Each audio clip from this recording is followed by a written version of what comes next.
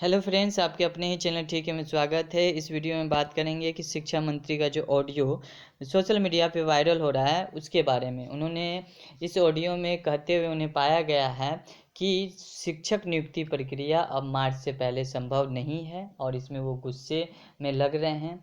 कारण जो कुछ भी हो, लेकिन संवैधानिक पद पे रहते हुए हमें मर्यादा का भी ख्याल रखना चाहिए और अभ्यर्थियों को भी मर्यादा का ख्याल रखना चाहिए, क्योंकि गुस्सा होना शिक्षा मंत्री का लाजमी है कि उनसे बार बार क्वेश्चन किया जा रहा है कि शिक्षक नियुक्ति प्रक्रिया कब होगी, किस तरह से होगी, कब तक सेवंत प्रक्रिया चालू होगा। तो इन तमाम सवालों का जवाब देते देते शायद शिक्षा मंत्री इरिटेट हो गए हो। कारण भी वही है, शिक्षा मंत्री और सरकार ही है, क्योंकि इतना विलम्ब होना अभ्यर्थियों की धैर्यता का सीमा का पार हो जाना है। अब आप देख लीजिए कि लाइब्रेरियन का भी मामला फंसा हुआ है, 6th फेज भी फंसा हुआ है, 7th फेज भी फंसा हुआ है। तो अभ्यर्थी क्यों नहीं उनसे सवाल करें कि ये प्रक्रिया ये तब कब तक संभव होगी। तो अब तो अधिसूचना भी निकल गई है। कल आपने देखा होगा कि शिक्षा विभाग द्वारा एक अधिसूचना जारी किया गया है कि 10 दिसंबर तक जो बात कही जा रही थी कि शिक्षक की नियुक्ति प्रक्रिया संपन्न हो जाएगी, सारा प्रक्रिया आवेदन बहाली का सारा प्रक्रिया, वो अब 10 दिसंबर को नहीं हो पाएगा, क्योंकि पंचायत चुनाव के कारण ये स्थगित कर दिया गया है। तमाम अखबारों में भी आप ये सुर्खियाँ देखेंगे कि माध्यमिक उच्च माध्यमिक का जो भी बहाली प्रक्रिया चल रही थी, छठे चरण की भी, वो सभी काउंसलिंग भी जो होना था वो सभी स्थगित कर दी गई है पंचायत चुनाव के कारण। दिसंबर तक अब संभव नहीं है। और संजय कुमार सर ये लगातार कहते हुए नजर आ रहे थे कि जनवरी में शुरू कर दी जाएगी, जो अब ये होता हुआ दिख नहीं रहा है। तो मिथ्या बयान बार बार अभ्यर्थियों को इरिटेट करेगा, तो शिक्षा मंत्री और या अन्य आला अधिकारी जो होंगे, इरिटेट होना उनका स्वाभाविक है, क्योंकि उनको जवाब देना पड़ रहा है। सीधे रुख करते हैं अपने आज के अपडेट्स के बारे में कि शिक्षा जगत से क्या क्या सुर्खियां हैं। तो आप देख सकते हैं बिहार में शिक्षकों की बहाली के लिए जारी होगा नया शेड्यूल। कल अधिसूचना भी शिक्षा विभाग द्वारा जारी कर दिया है। शिक्षा विभाग ने स्थगित की नियोजन प्रक्रिया, ये जितने भी नियोजन प्रक्रिया था वो स्थगित कर दी गई है। आप देख सकते हैं प्रदेश में छठे चरण में शिक्षकों की चयन जो हो रही थी बहाली प्रक्रिया, वो स्थगित कर दी गई है। माध्यमिक और उच्च माध्यमिक विद्यालयों में 30,020 पदों पर शिक्षकों की जो नियुक्ति प्रक्रिया चल रही थी उसे फिलहाल स्थगित कर दिया गया। अब नया शेड्यूल कब जारी होता है इसकी बेसब्री से इंतजार रहेगा। आप देख सकते हैं सेकेंड न्यूज क्या है कि सेकेंडरी +2 शिक्षकों की नियुक्ति की प्रक्रिया भी स्थगित कर दी गई है। पंचायत चुनाव की समाप्ति के बाद आएगा नया शेड्यूल। तो पंचायत चुनाव जब समाप्त हो जाएगी तब नया शेड्यूल जारी किया जाएगा। तो आपको बताते चलिए जो 10 दिसंबर है ये अब इसका कोई मायने नहीं रह जाता है 10 दिसंबर वाली डेट का। आप देख सकते हैं यहाँ की अब पंचायत चुनाव की समाप्ति के बाद ही नियुक्ति की प्रक्रिया शुरू होगी। इसके लिए पंचायत चुनाव के समाप्त होने के बाद ही शेड्यूल जारी होगा। अब यहाँ पे आप ये देख लीजिए, ये लाइब्रेरियन एवं सहायक लाइब्रेरियन की खाली पदों के बहाली को लेकर सौंपा ज्ञापन। लाइब्रेरियन वाला भी मामला अटका गया है, सहायक लाइब्रेरियन का पद भी खाली है और सरकार द्वारा ये बातें कही जाती है कि प्रत्येक हाई स्कूल में एक लाइब्रेरियन की नियुक्ति होगी, सिर्फ होगी।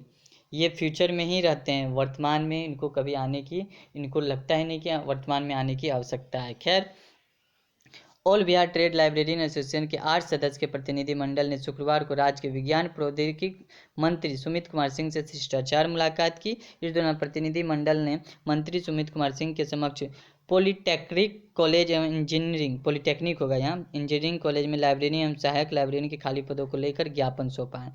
खैर, ये आप डिटेल्स में आप इसे पढ़ लीजिएगा। यहाँ पे देख सकते हैं ये हमारा निष्कर्ष और जो है मेन मुद्दा ये है कि हाई स्कूल एवं +2 शिक्षकों का नियोजन स्थगित हुआ।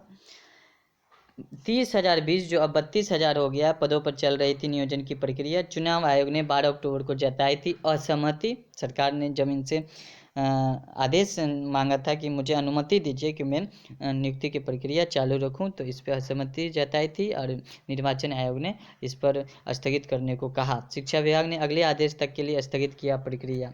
अब ये अगला आदेश का डेट कब जारी होता है ये देखने वाली बात होगी।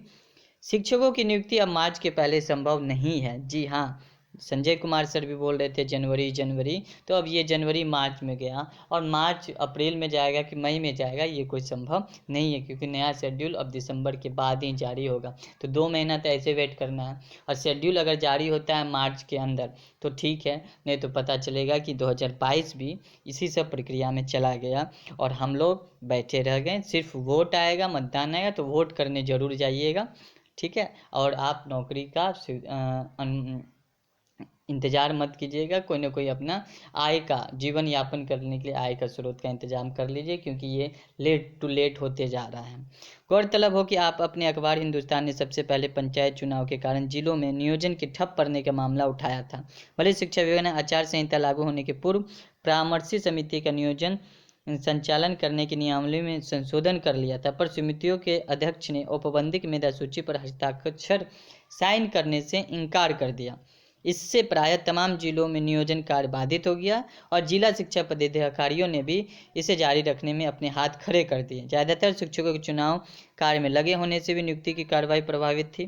बहरहाल अब 10 दिसंबर 2021 तक पूर्व घोषित शेड्यूल को स्थगित होने के कारण 30,000 शिक्षकों की नियुक्ति अब मार्च के पहले संभव नहीं दिख रही है। दिसंबर में प्रक्रिया चालू करने की उम्मीद थी, अब ये खसक कर मार्च चले गया और पता नहीं मार्च के बाद जो 8 महीना और बच जाता है इसमें भी हो पाता है कि नहीं हो पाता है।